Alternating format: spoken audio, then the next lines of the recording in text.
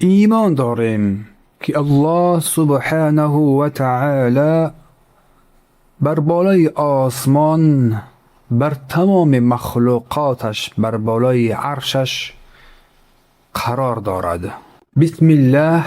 ایمان داریم که الله سبحانه و تعالی بر آسمان ها، بر بالای عرش خود قرار دارد.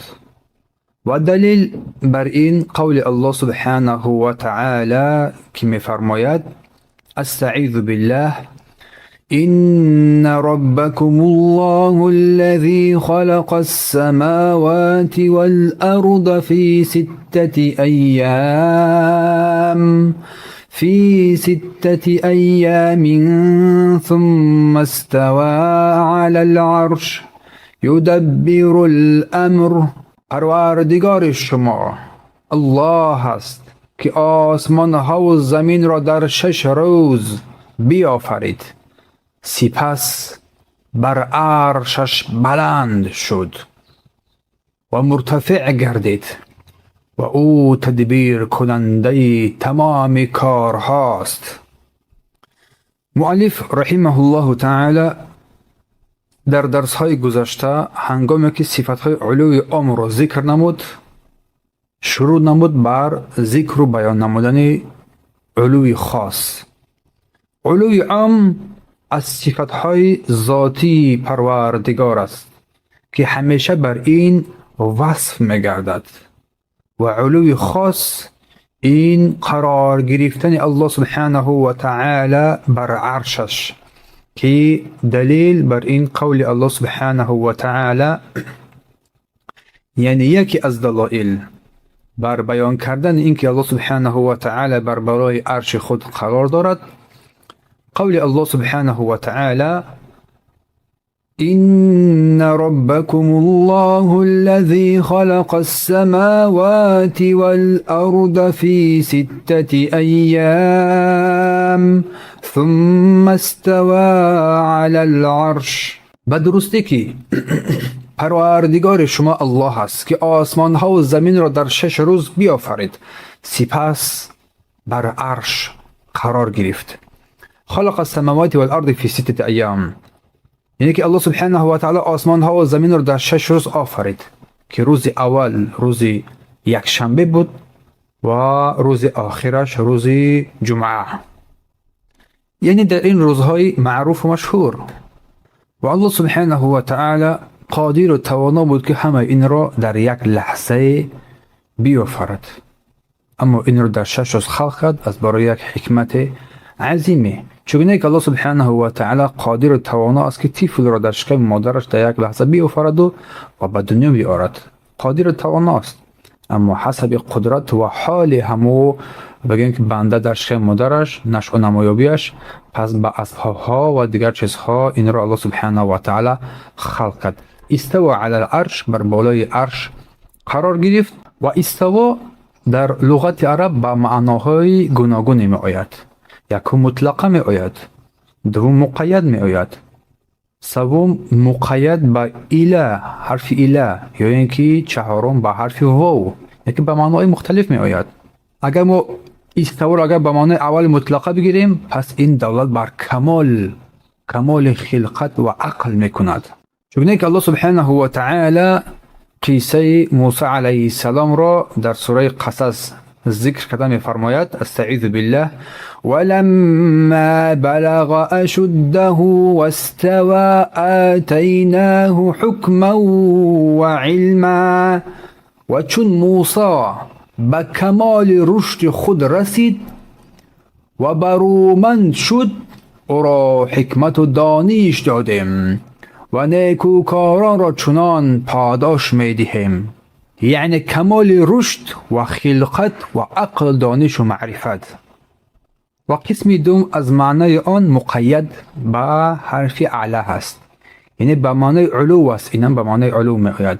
چگونه که الله سبحانه و تعالی در سوره مؤمنون میفرماید و اذا استویت انت و من معك على الفلك فقل الحمد لله الذي نجانا من قوم الظالمين نجانا من القوم الظالمين. چون خود و همراهانت به کشتی برآمدید و از غرق شدن امین ماندید، بگو سپاس پروردگارا که ما را از قوم کافران نجات داد. یعنی هنگامی که بر کشتی بالا شدی، بالای کشتی برآمدی. و قول الله سبحانه و تعالی لتستووا على ظهوره ثم تذكروا نعمت ربكم، تا بر پشت آنها قرار گیرید، بر پشت آنها قرار گیرید و چون بر آن جای گرفتید نعمت پروردگارتان را یاد کنید. یعنی هنگامی که بر بالای این حیوانها قرار گرفتید. اگر استوا به معنای موقعیت به اله بیاید، پس به معنای قصد می شود. یکی از قولا به معنای قصد است.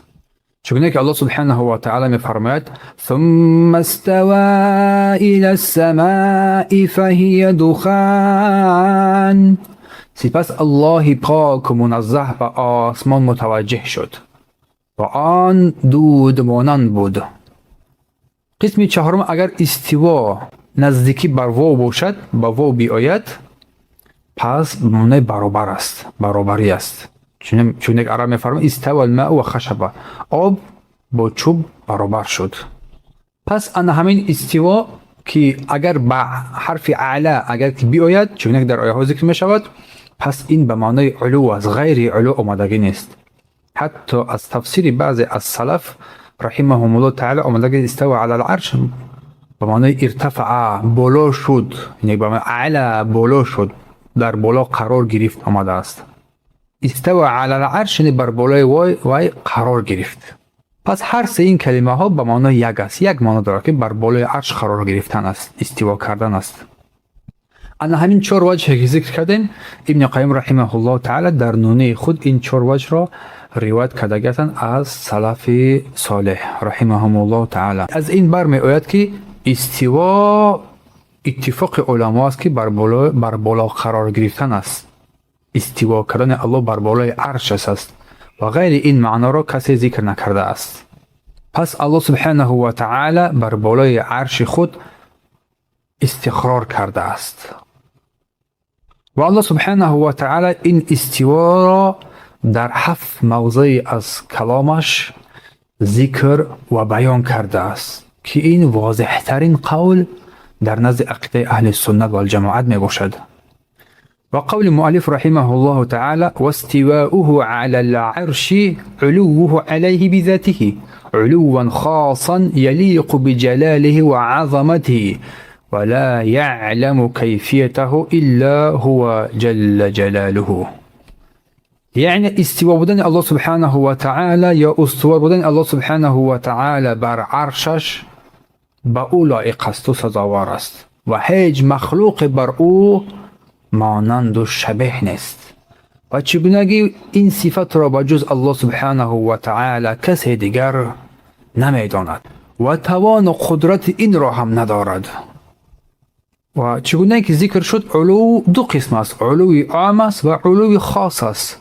اما علوی عام باشد علوی الله سبحانه و تعالی بر بالای تمام مخلوقاتش، آسمان ها و زمین، کوه ها، دریاها، آدم ها، همه چیزها بر بالای همه چیز قرار دارد. این آیه هایی که تلاوت شد ذکر شد، همه این آیه ها بیانگر آن است. اما علوی خاص باشد این بالا بودن الله سبحانه و تعالی، استوای او بر همه کس همه چیز. بر مثال انسان بر بالای کرسی مثلا می نشیند، در بالای کرسی، در بالای خانه، در چردک بگیم در بالای خانه می نشیند. پس در اینجا هم علوی عام است هم علوی خاص است. علوی عام که انسان بر بالای کرسی و در بالای خانه خود قرار دارد نشسته است. اما علوی خاص باشد انسان فقط در بالای کرسی نشسته است. و علوی الله سبحانه و تعالی بر بالای تمام مخلوقاتش این علوی عام است، یعنی در بر بالای همه چیز قرار دارد. و قرار گرفتن الله سبحانه و تعالی، علوی الله سبحانه و تعالی بر بالای عرشش این علوی خاص است. بر بالای تمام مخلوقاتش قرار گرفتن این علوی عام است و بر بالای عرش قرار گرفتن این علوی خاص است. استوای الله سبحانه و تعالی از صفتهای ذاتی است که از هرگز از وی جدا نمی شود. و همچنین استوای الله سبحانه و تعالی از صفتهای فعلی هم هست. استوا بر عرشش علوی خاص است و استوای الله سبحانه و تعالی بر عرشش این علوی مباشرتاً بگوییم این رو نمیگوییم، این درست است، بلکه الله سبحانه و تعالی بر بالای عرشش قرار دارد، غیر مباشرتاً نه. چگونه ای که مثلا انسان بر بالای تخت خواب خود مباشرتاً استوا میکند. و علوی الله سبحانه و تعالی از صفتهای ذاتی است که هرگز از او جدا شونده نیست. و استوا از صفتهای فعلی باشد، پس استوا بر عرش این استوای خاص است. و ما گفته نمیتوانیم که استوا کرد بر وی بر بالای عرش، یعنی مباشرتاً. از کلمه مباشرتاً ما پناه میجوییم واسه پروردگار. ولیکن شخص باشد بر بالای شخص معین، انسان بر بالای رخت خواب خود بگیم که استوا میکند، ولیکن این استوا، این علو بر زمین غیر مباشرتاً نیست. پس باکی ندارد که با مثال ها این مسائل فهمانده شود تا که ذهن انسان اینها را خوب و دقیق بفهمد و اندیشه نماید. المهم استوا کردن بر این علوی خاص است و به نسبت من و تو باشد این مباشرتاً است. اما نسبت الله سبحانه و تعالی ما این رو نمیگوییم که مباشرتاً و نه غیر مباشر. مسئله: آیا استوای الله سبحانه و تعالی بر بالای عرشش یعنی که الله سبحانه و تعالی بر آن نیاز دارد؟ جواب: نه البته، بل الله سبحانه و تعالی بر بالای عرش خود قرار دارد، عرش را در زیر تصرف خود قرار داده است، چون عرش است که نیاز بر پروردگار دارد، چون عرش مخلوق است و الله سبحانه و تعالی غنی است. ولیکن از باب کمال و عظمت الله سبحانه و تعالی و سلطنت او قرار گرفتن او بر بالای عرش است. هنگامی که تمام آسمان ها و زمین و آنچه که در بین اینها خلق نمود، پس مرحله بعدی دور آن آمد که بر بالای همه این قدرتش را، عظمتش را نشان بدهد. و الله سبحانه و تعالی بر تمام این آسمان ها و زمین و آنچه که بین اینهاست سیطرت دارد، عظمت دارد بر بالای تمام چیز. مسئله: آیا جایز است که ما از ماهیت این عرش پرسان کنیم؟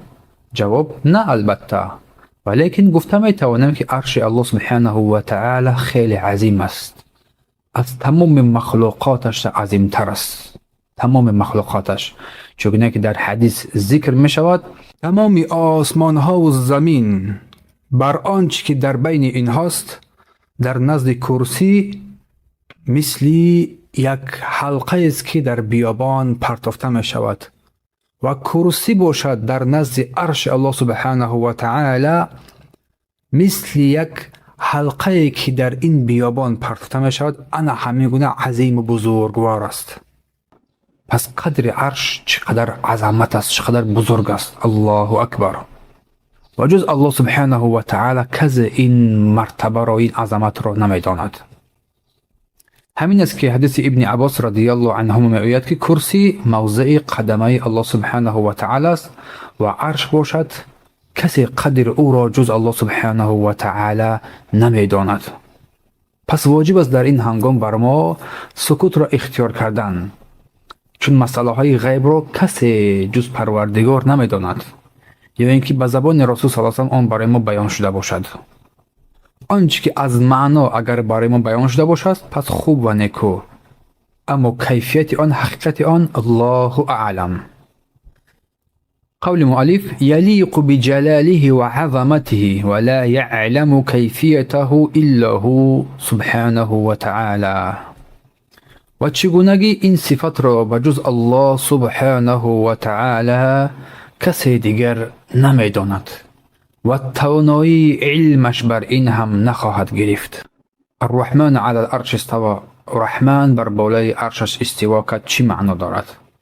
پس معنیش چونه که بیان کردیم، استوا یلیق بجلاله، یعنی لایق جلالتش از سبحانه و تعالی، بر بالای عرشش قرار گرفت و محتاج بر این عرش هم ندارد و تمام چیز کس محتاج پروردگار هستند. الله غنی است از تمام چیزهایی که خلق کرده است. سپس ما کیفیت استوای الله سبحانه و تعالی را نمیدونیم، چون این امور غیب است، چگونه که بر ما خبر آمده رسید. کیفیت آن را ما نمیدونیم. آنچه که اثبات شده است از کلام الله و کلام رسول الله صلی الله علیه و سلم با احادیث صحیح اثبات می‌نماییم. آنچه که اثبات نشده است کیفیت آن را الله سبحانه و تعالی خود می‌داند. چگونه که از امام مالک رحمه الله تعالی پرسیده شد، گفت یا ابا عبدالله، یا ای ابا عبدالله، الرحمن علی العرش استوى، الله بر بالای عرش استوا کرد. کیف چگونه استوا کرد؟ پس سرش را بر زمین کمی خم کرد، از باب حیا و خجل، از باب عظمت و این چیز از بدنش عرق حتی ریخت. و در این حال الله سبحانه و تعالی بر زبان امام مالک یک کلمات خیلی زیبایی را بیان کرد که تمام علما رحمهم الله تعالی از این کلمات راضی شدند و این را بر ما و شمایان انتقال دادند و این را اساس و پایه بقیه بیان کردن اثبات صفات الله سبحانه و تعالی نمودند. گفت امام مالک یا هذا، ای مرد، استوا غیر مجهول، استوای الله مجهول نیست، و کیف غیر معقول، و کیف آن بر عقل درک کرده نمی شود، و الایمان به واجب، ایمان آوردن بر این واجب است، و السؤال عنه بدعه، و سؤال کردن از وی بدعت است. و ما اراک الا مبتدعا، و من تو را جز شخص مبتدع بدعتکار نمی بینم. سپس امر کرده شد که از مسجد برآورده شود، یعنی که سر کرده شود، چون که وی از کیفیت استوا سوال کرد. و دیگر روایت هم آمدگی است از امام مالک و استوا گفتن معلوم است، کیفیتش مجهول است، ایمان بر وی واجب است و سوال از او بدعت است. این روایت هم هست. یعنی قول امام مالک استوا غیر مجهول است، یعنی که در زبان عرب، در لغت زبان عرب معلوم است، یعنی که بالا قرار گرفت، در بالا قرار گرفتن است. و کیفیتش غیر معقول است، یعنی بر عقل و چیز درک ادراک کرده نمیشود، فهمیده نمیشود. و آن چیزی که اگر عقل که درک نکرد، پس اساس برمیگرده به سوی، یعنی که کلام الله و کلام رسول الله صلی الله علیه و سلم. اگر عقل این مسائل را اگر نفهمید، پس گوش و چشم این را واگذار میکنیم. اگر اینها اگر هم نفهمیدن، درک نکردن، پس این را در این توقف میکنیم و تصور خطا در این جای نمیدهیم، چون ما توانایی این را هم نداریم اصلا. اگر یک شخصی اگر بر تو گفت که فلانی در بالای عرشش، در بالای سریرش، در بالای رخت خوابش قرار دارد، پس کیفیت آن را حتی ما بیان کردن نمیتوانیم. پس چگونه ما کیفیت استوای الله سبحانه و تعالی را بیان کنیم؟ چون وی اصلا اگر این سخن را بیان کرد، پس وی دعوای علم غیب میکند. پس علم غیب را جز پروردگار کسی دیگر نمیداند. دروغ گفته است، تکذیب کرده است. قول امام مالک ایمان به واجب، ایمان آوردن بر آن واجب است، چون که این را قرآن و سنت تصدیق کرده است، اقرار کرده است، بیان کرده است. پس بر هر یک شخص مؤمن موحد واجب است که بر این ایمان بیاورد. و سؤال عنه بدعه، یعنی از کیفیت آن سوال کردن که این علم غیب است، کسی این را نمیداند، این بدعت است و ناجایز است. چون این سوال نه از صحابه روایت شده است، نه صحابه این سوال را از پیامبر کردند، نه تابعین نه تبع تابعین، کسی این سوال را نکردند، نه از صحابه نه از پیامبر صلی الله علیه و سلم. دوم، این فکر اندیشه اهل بدعت است که در این مورد همیشه می‌درآیند و مردم را در فتنه و در گمراهی می‌اندازند. و این سخن امام مالک رحمه الله تعالی در تمام صفات الله سبحانه و تعالی ما برداشت میکنیم. پس اگر گفته شود که الله سبحانه و تعالی در سیاق شب آخر بر آسمان زمین میفراید، بر آسمان دنیا میفراید، نزولش معلوم است که الله بیان که است و کیفیت آن مجهول است که ما نمیدانیم و ایمان بر این واجب است و سوال از او بدعت است. یا که سوال کرده شد که وجه الله چگونه است، پس وجه معلوم است و کیفیت آن مجهول است، ایمان بر آن واجب است، سوال از او بدعت است. این از حقیقتی که قاعده های عظیمی که علماها رحمهم الله تعالی برای ما و شمایان بیان کردند. کسی که از این گرفت به یک ریسمان عظیم چنگ زده است که هرگز شکستنی نیست. پس این سخن امام مالک رحمهم الله تعالی یک میزان عظیم است، ترازوی عظیم است که ما تمامی بگیم که صفات الله سبحانه و تعالی به واسطه اثبات میکنیم و آنچه که اهل بدعت نسبت الله میدن آنها را ما نفی میکنیم. پس چنگ بزنید به سخن سلف که نجات در این است. و در آخر امام مالک رحمه الله تعالی این مرد رو از داخل مسجد که بهترین بقعه زمین است سرش کرد، چون در اینجا فسادی می آورد، مفسده را نگاه میکرد. اما قول اهل بدعت که استوا به معنی استوله هست که ما در گذشته بیان کردیم که در لام را اینها زیادی آوردن، در اینجا گذاشتن از جیب خودشون. سیمای اهل بدعت همیشه در کلام الله همین گونه است، چون که نصارا این کلام را انجام دادند، یهودی ها این کار انجام دادند که حیطه بود حینته کردن یا حرف زیادی کردن. همونچون اهل بدعت این استوله کردن به معنی قهر، یعنی که مجبور گرفتن است. لا شک نیست که این باطل است، باطل است، از چندین جهت باطل است. اولا این خلاف ظاهر لفظ است، لفظ رو تغییر دادند، ظاهر لفظ رو تغییر دادند، پس تجاوز کردن حدود را. و تجاوز کردن حدود جایز است مگر با دلیل به ظاهر باید باشد، چون که آیه ظاهر است، دلایل ظاهر روشن باید چیز از دیگر جهت باید آورده شود، در حالی که وجود ندارد. و آنچه که با نص صریح آمدگی است باید اثبات آن یا رد آن با نص صحیح باشد، صریح باشد، نه اینکه چیز تغییر دادن کلام الله سبحانه و تعالی. دوم این خلاف تمام اجماع سلف است، از صحابه تابعین تبع تابعین، کسی این گپ را نگفته است.